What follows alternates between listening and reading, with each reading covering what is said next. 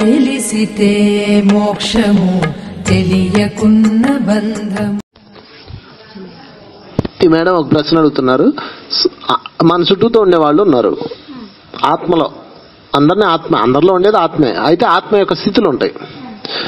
మనుషులు అందరూ ఒకటే, కానీ స్థితులు ఉన్నాయి కదా. ఒకడు బాలుడు, ఒకడు యవనుడు, ఒకడు వృద్ధుడు, ఒకడు ప్రౌఢుడు, ఇలాగ ఉన్నాయి కదా. అలాగే ఆత్మలో కూడా స్థితులు ఉంటాయి. శైశవాత్మ, బాల్యాత్మ, యవనాత్మ, ప్రౌఢాత్మ, వృద్ధాత్మ అన్న స్థితులు ఉంటాయి. ఈ స్థితులు మీరు ఎలా అవగాహన చేసుకోవాలి, మీ ఎదురుగున్న వాళ్ళు ఎలా అవగాహన చేసుకోవాలంటే, ఎవరైతే శైశవం అంటే పసిబిడ్డ ఆత్మ అనమాట. అది అంటే అప్పుడే వచ్చింది భూలోకం. 500 జన్మలు అలా గడిపిద్ది. మూర్ఘంగా ఉంటది. తిన్నామా పడుకున్నామా తెల్లారింది అన్నట్లు ఉంటారు వాళ్ళు. దేవుడే లేడంటారు, నాస్తికత్వంలో ఉంటారు. ఏం చెప్పిన ఇండ్రు పరం మూర్ఖులు అనమాట వాళ్ళంతా శైశవాత్మలో. వాళ్ళ దగ్గర అసలు తెలివి కానీ విచక్షణ కానీ ఏముండవు. ప్రాపంచకానికి సంబంధించిన తెలివితేటలు ఉంటాయి. ఎప్పుడు ఇతరులను నిందిస్తూ ఉంటారు, ఎప్పుడు ఇతరులను విమర్శిస్తూ ఉంటారు. వాళ్ళ లక్షణాలు అవి. లక్షణాలు చూసి పెట్టేయాలి మీరు ఎవడి ఆత్మ అని. రెండోది బాల్యాత్మ.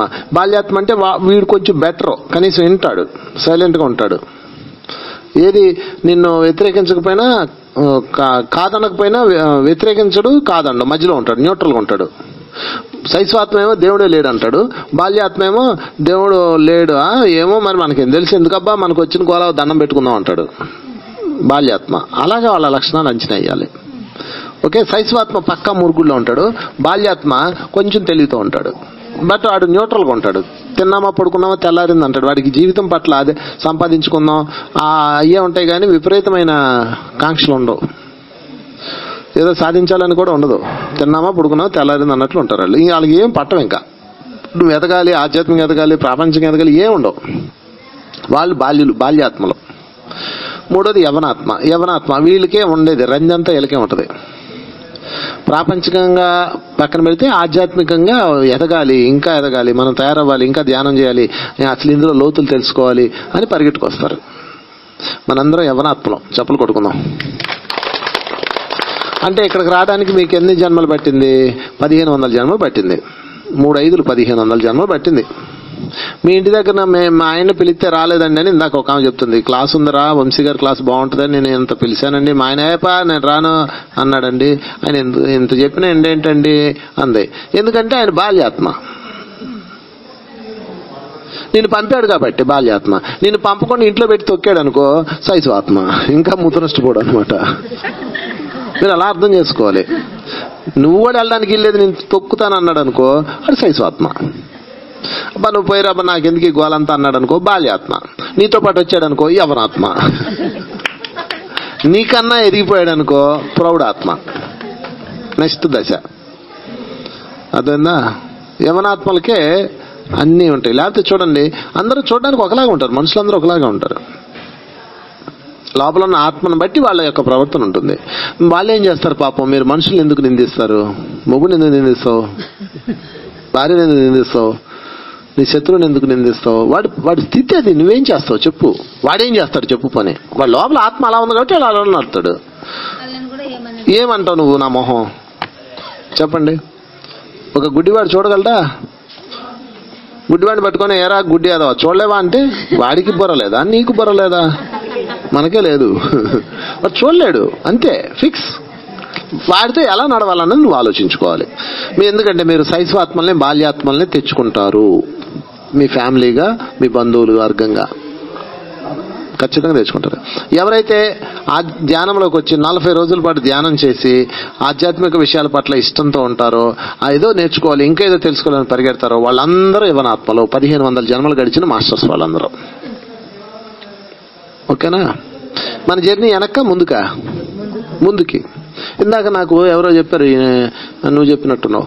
ఒక ఆయన వచ్చాడండి, నా ఫ్రెండ్ అండి, ఫస్ట్ లో విపరీతంగా ధ్యానం చేశాడు, పత్రికతో తిరిగాడు, కొన్ని రోజులు ఉన్నాడు, ఇప్పుడు దుకాణం సర్దేశాడు, పిలిస్తే నేను రాను రా బాబు అంటున్నాడు అని చెప్పాడు ఆయన. వాడు ఏ ఆత్మ చెప్పండి? కాదు, బాల్యాత్మకి యవనాత్మకి మధ్యలో 500 జన్మలు ఉన్నాయి కదా. వాడు 250 జన్మలు పూర్తయిన బాల్యాత్మ. అటు ఇటుగానే వాడు అనమాట. ఇంకా పూర్తిగా పరిపక్వత రాలా, దగ్గరకు వచ్చాడు. అంటే ఆల్మోస్ట్ 400 బాల్యాత్మ పూర్తయిపోయి 500 జన్మలు కదా మనం అనుకున్నాం రఫ్గా. 498 జన్మలు పూర్తయిపోయినాయి వాడికి బాల్యాత్మ అయ్యి. అంటే ఇంకొక 2 జన్మలు ఉన్నాయి. అంటే వాడు మళ్ళీ ఇంకో 2 జన్మల తర్వాత వస్తాడు. మీరు అప్పుడు దాకా ఎదురు చూడాలి. దగ్గరకు వచ్చిన బ్యాచ్ అది.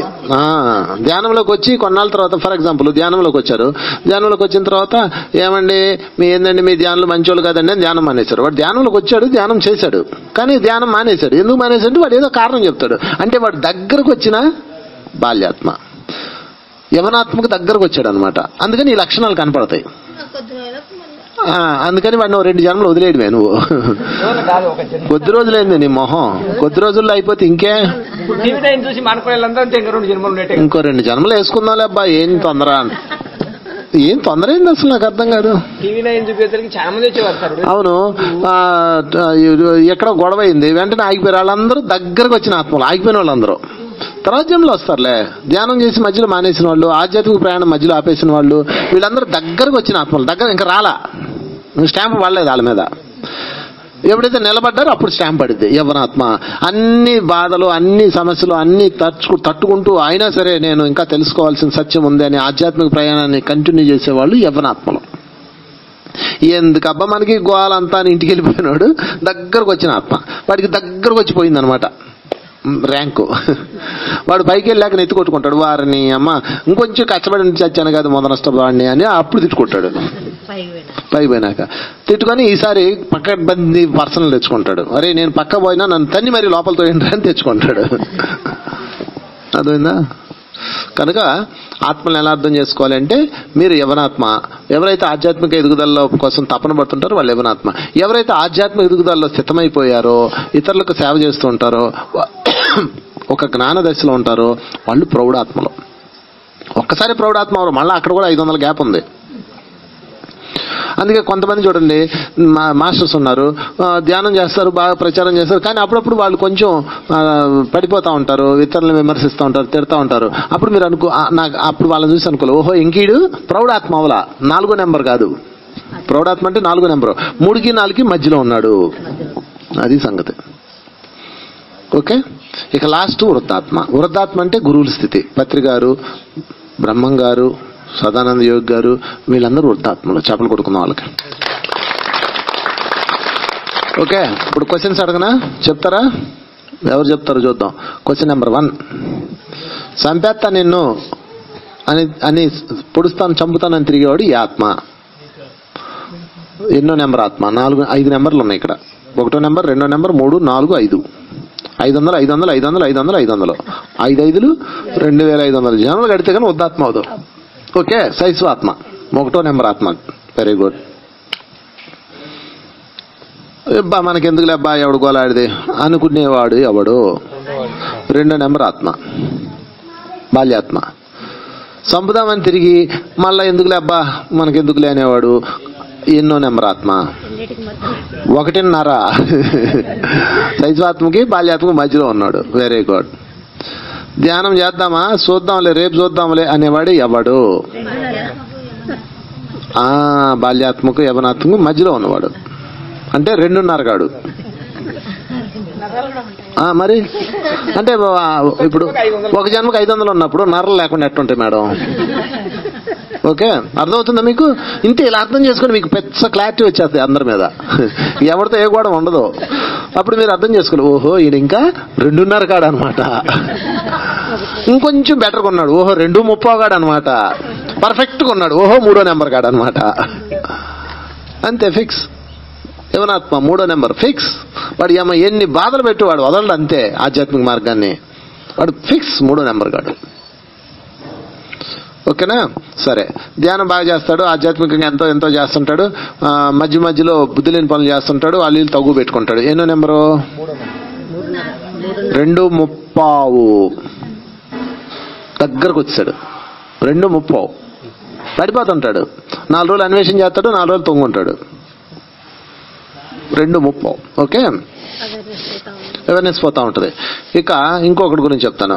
బాగా ధ్యానం చేస్తాడు, శాఖాహార ప్రచారం చేస్తాడు, ఎంతో ఉన్నతంగా ఎదుగుతూ ఉంటాడు, మధ్య మధ్యలో పక్క మాస్టర్లను హింసిస్తా వాళ్ళ మీద వీళ్ళ మీద రాళ్ళు వేస్తూ ఉంటాడు. ఎన్నో ఆత్మ? 2.5. అదేందా?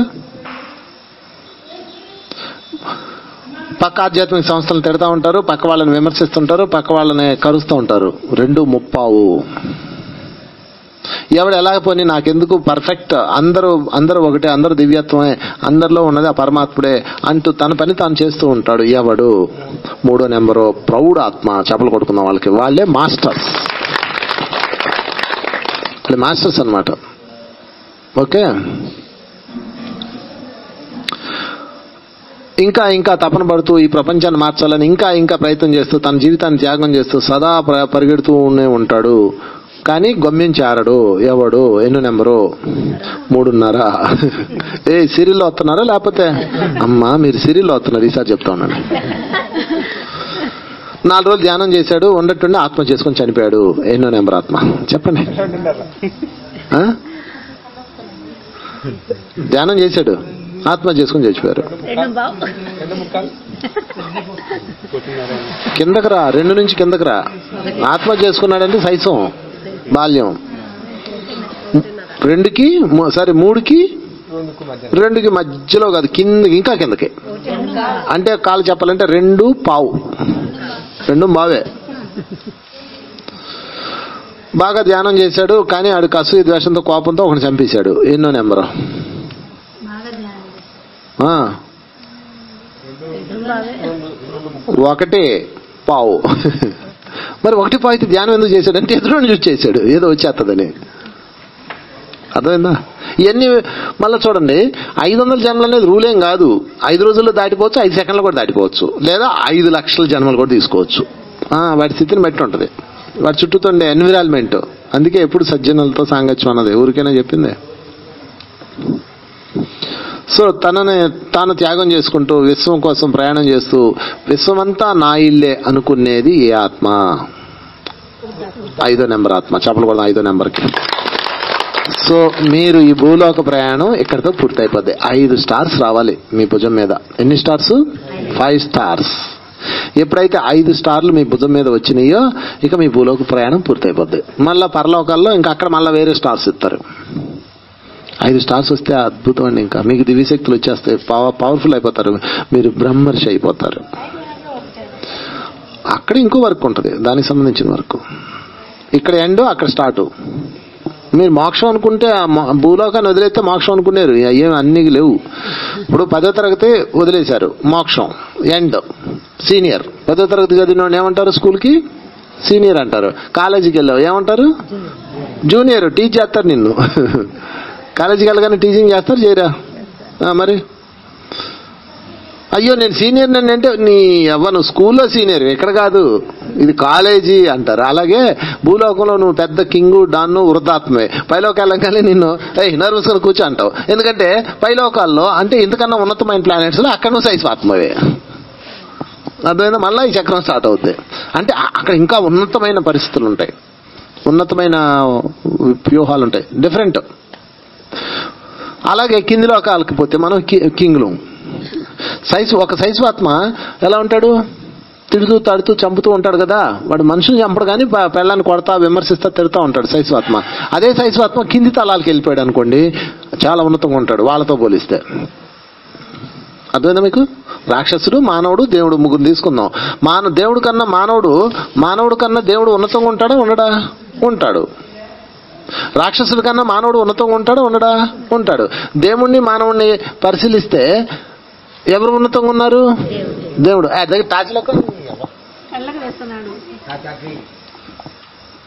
అర్థమైందా? దేవుణ్ణి మానవుణ్ణి పరిశీలిస్తే ఒక తూకం వేస్తే ఎవరిని మనం ఉన్నతాత్మ అంటాం? దేవుని ఉన్నతాత్మ అంటాం. మానవుడు రాంగ్ ఆత్మ అంటే వాడి జ్ఞానం లేదంటాం. అదే ఒక రాక్షసుని మానవుడిని తూకం వేసాం, ఎవడు గెలుస్తాడు? మానవుడు. చూసారా? అట్లా అనమాట. అందుకని మీరు కింగ్ డాన్ అవ్వాలంటే కిందకు పోండి, అక్కడ మీరు కింగే. అబ్బో ఏమాత్మ అంటారు. అక్కడ మనుషులు నలుపుకొని తినేసే వాళ్ళు ఉంటారు కింది తలాల్లో. ఒక మనిషి కనపడగానే దాన్ని కొరుకు తినేవాళ్ళు ఉంటారు, పెళ్ళాన్ని కొరుకు తినేవాడు ఉంటాడు. అర్థమైందా? మొగుడిని పచ్చడి చేసుకొని తాలింపు వేసుకొని తినేవాళ్ళు ఉంటారు కింద లోకాల్లో. అక్కడికి వెళ్ళారు అనుకోండి, మీరు దేవుళ్ళు లెక్క, మీరు అసలు మానవులు తినరా అంటారు అక్కడ పోయాక. నువ్వు అక్కడ పోయావనుకో నిన్ను అడుగుతారు, నువ్వు మీ ఆయన్ని వండుకొని తినలేదా అని అడుగుతారు. ఆయన వండుకొని తినడం ఏంటి, భర్తను ఎలా తింటాము, మనిషిని ఎలా తింటారు మీరు అనగానే, ఏంటి మీరు మనుషులు తినరా అంటారు వాళ్ళు. ఎక్కడ, కిందన. అంటే సైజు కన్నా ఇంకా కిందన అనమాట అది. అర్థమైందా? వాళ్ళకి ఆశ్చర్యం అసలు నేను చూసి, అదేంటి నువ్వు మొగుడిని ఎప్పుడు తినలేదా? తినలేదు నేను మొన్న మా ఆయన తలకాయని కోసేసుకుని తినేశాను అంటది. నువ్వు అప్పుడు అనుకుంటావు, ఏంటి ఇలా కూడా చేస్తారా, ఎంత దుర్మార్గురాలు నువ్వు అంటావు. కానీ నీకు తెలియని రహస్యం ఏంటంటే అంతకుముందు జన్మల్లో నువ్వు అలాగే తలకాయ కోసుకొని తినేసావు. అర్థమైందా? ఒకప్పుడు నరమాంస భక్షులు ఉన్నారా లేదా? ఎవరాళ్ళు? మనమే. ఒకప్పుడు మా జంతువులు, పచ్చి జంతువులు పీక్కొని తిన్నారు లేదా? మనమే. ఇక్కడ మాంసం తినేవాడు ఉన్నాడు. ఏ ఆత్మది? ఇక్కడ మాంసం తినేవాడు ఎవడో. సోదాపు నువ్వు. వాడు ఏం చేశాడు పక్కనెట్టు, ఏం చేయకూడదా చెప్పు. మాంసం తింటున్నాడు, ఓకే అనుకుందాం. వాడు ఏ ఆత్మ? శైశవాత్మ, ఓకే, లేదా బాల్యాత్మ. రుచికి అలవాటు పడి తినేవాడు వేరు. కోడిని నేను మొన్న ఒకటి అడిగాను, ఎవరా నువ్వు కోడిని మేకను కోసేటప్పుడు నువ్వు చూడగలవా అని అడిగాను. నేను ఎవరినైనా ఈ ప్రశ్న అడుగుతా, 199.99 మంది నేను చూడలేనని చెప్తారు. బాబు మేము చూడలేమండి బాబు అంటారు. మరి ఎందుకు తింటున్నావు, నీలో ప్రేమను చంపేసుకుంటున్నావు అని చెప్పి వాడికి మనం అలా కౌన్సిలింగ్ ఇస్తాం. ఓకే, ఇక్కడ నాకు ఒకటి తగిలేడు మొన్న, ఏరా నువ్వు కోడిని చంపినప్పుడు చూడగలవా అన్న. చూడటమే సార్ నేనే చంపుతానుగా అన్నాడు వాడు. చంపుతావా అంటే, లేదులే నువ్వు అంత చంపలే కానీ నువ్వు దాన్ని కోసేటప్పుడు మొహం తిప్పుకొని కోస్తావు అన్నాను. ఎవడు చెప్పాడు సార్ మొహం తిప్పుకుంటే ఎలా కోయగలం, నేను దాన్ని ఎంక చూస్తా కోస్తాను అన్నాడు. ఆయన నాకు నమ్మబుద్ధి కాలేదు, ఎందుకంటే ఇలాంటి మానవులు ఉంటారని నాకు తెలీదు. లేదు నువ్వు అబద్ధం చెప్తున్నాను. అబద్ధం చెప్పాల్సిన అవసరం నాకేం సార్, పైగా దాన్ని కోస్తుంటే నాకు ఉంటుంది, మహా మజాగా ఉంటుంది సార్ అన్నాడు. నేను అంతేకాదు ఎవరు కోస్తానో నేను అక్కడ నిలబడి చూస్తాను, అది అరుస్తుంటే నాకు భలే హ్యాపీగా ఉంటుంది సార్ అన్నాను. అప్పుడు అన్నాను ఆడితో, ఒరే నువ్వు సైకో గాడివిరా బాబు అన్నాను. వీడెవడు? శైశవాత్మ. Very good. ఇప్పుడు వాడిని కింది తలాలకు పంపించాం.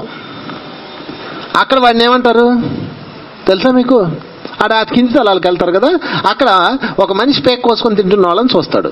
ఇక్కడ కోడిని కోసుకొని తింటున్న వాళ్ళని చూసి వాడు ఈజీగా తీసుకున్నాడు కదా, పైగా అడే చేస్తాడు కదా. కింది తలాలకు వెళ్ళి మనిషి పేక్ వస్తుంటే వాడు ఏమంటాడు తెలుసు, రే మీరు ఏంట్రా బాబు మీరు రాక్షసులా ఇలా తింటున్నారు అంటాడు వాడు. నువ్వు తినవేట అంటాడు వాడు. చిచ్చి మేము మనుషులు తినమంటాడు వీడు. అర్థమవుతుందా? ఒకప్పుడు ఆడు కూడా అలాగే ఉంటాడు. మనం ఒకప్పుడు అన్ని తలాలు దాటి వచ్చాము ఇక్కడికి.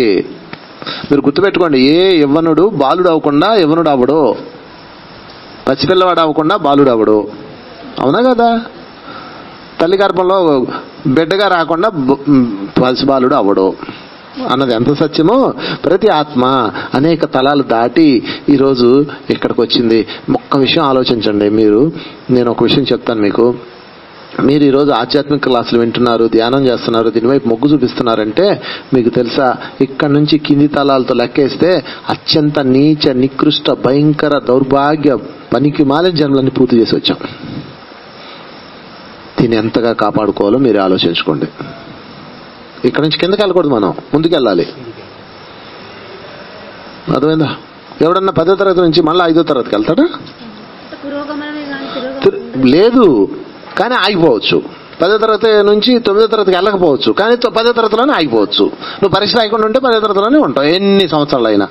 మా వాడు ఒకడు ఉన్నాడు 10వ తరగతి చదువుతున్నాడు. మీ వాడు అంటే మా వాళ్ళ నాన్నగారు చెప్తాడు, మా వాడు చదువుతున్నాడు, చదువుతాడు, చదువుతూనే ఉంటాడు అంటాడు. అంటే ఎప్పటికీ పాస్ కాడు అనమాట. వాడి చదువు మీద శ్రద్ధ లేదు. ఇప్పుడు 6 సార్లు 7 సార్లు రాయించారు వాడి చేత. వాడిని అడుగుతాను, మీ వాడు 10వ తరగతి అయిపోయిందంటే, మా వాడు 10వ తరగతి చదువుతున్నాడు, చదువుతాడు, చదువుతున్నాడు, చదువుతూనే ఉంటాడు అంటాడు. సాగదేస్తాడు అంటాడు వాళ్ళ నాన్నగారు.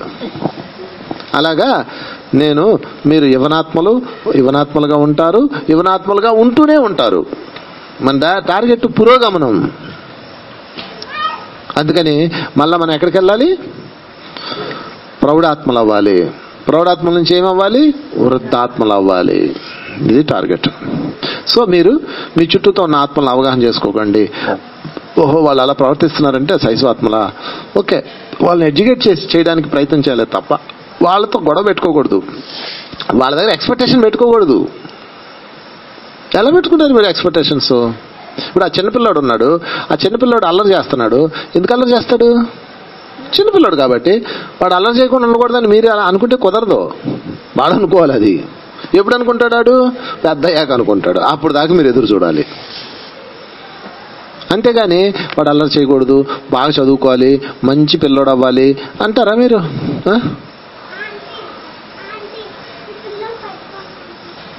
ఇప్పుడు ఆ అబ్బాయి వయసు ఎంత? 4వ సంవత్సరం వచ్చింది కదా, పెళ్లి చేస్తావా? మా ఊళ్ళో మంచి పిల్ల ఉంది, చేస్తావా? చేయవా? ఎందుకు చేయవు? వయసు రాలేదు కదండి. మా ఊళ్ళో మంచి 25 సంవత్సరాల అమ్మాయి ఉంది, చేసుకుంటుంది, చేస్తావా? చేసుకోదు కదా. ఎందుకు చేసుకోరు? మీరు ఎందుకు చేయరు? ఏమంటే వాడికి వయసు రావాలి కదండి, వాడికి 25, 28 వస్తే ఉద్యోగము, అప్పుడు అది వాడికి చేస్తామండి అంటారా? అంటారా? ఇప్పుడు వాడికి పెళ్లి చేద్దామని ఆలోచించడం పిచ్చితనమే కాదా? పిచ్చితనమే కాదు, ఇంకా ఇంకా కిందకి చెప్పచ్చు, అజ్ఞానం, మూర్ఖత్వం. అలాగా ఒక శైశవాత్మైన మీ వాళ్ళు యవనాత్మలా ఉండాలనుకోవటం కూడా అంతే పిచ్చితనం, అంతే మూర్ఖత్వం. కనుక వాళ్ళు అలాగే ఉంటారన్న విషయం గుర్తుపెట్టుకోండి. ధ్యానం చేస్తూ చేస్తూ మానేస్తే ఇంకా కిందికి మళ్ళీ మొదటికి వస్తారు అనంగా విన్నాను. అది ఎంత మాత్రం ధ్యానం చేస్తూ చేస్తూ ఆపేసిన శైశవాత్మలో యవనాత్మ అయింది. యవనాత్మ ధ్యానం చేస్తూ చేస్తూ ఆపేసింది, కిందికి వెళ్దాం, నరలోకి వెళ్తుంది. నరలోకి చెప్పాను కదా, మళ్ళా సోదంతా సోదర అదేదో చూడు, రామాయణం అంతా తిన్నాక రాముడికి సీత ఏమవుతుంది అడిగినట్టు అడిగింది. అరలోకి వెళ్తావు, 2:30 లేదా 2:30 లేదా 2:99 లేదా 2:99.999. అందుకు ఆపేశారు. ఇందాక చెప్పేశాను మీకు ఇది. ఓకే, చెప్పలు కూడా ఈ కాన్సెప్ట్ కి ఆత్మల్ని ఈ విధంగా అర్థం చేసుకొని ఆ తర్వాత మీరు వాళ్ళతో ఎలా ఉండాలో అన్నది మీరు నిర్ణయించుకోవాలి. వాళ్ళు మారరు, మీరే మారాలి. వాళ్ళు మిమ్మల్ని అర్థం చేసుకోలేరు, మీరే వాళ్ళని అర్థం చేసుకోవాలి.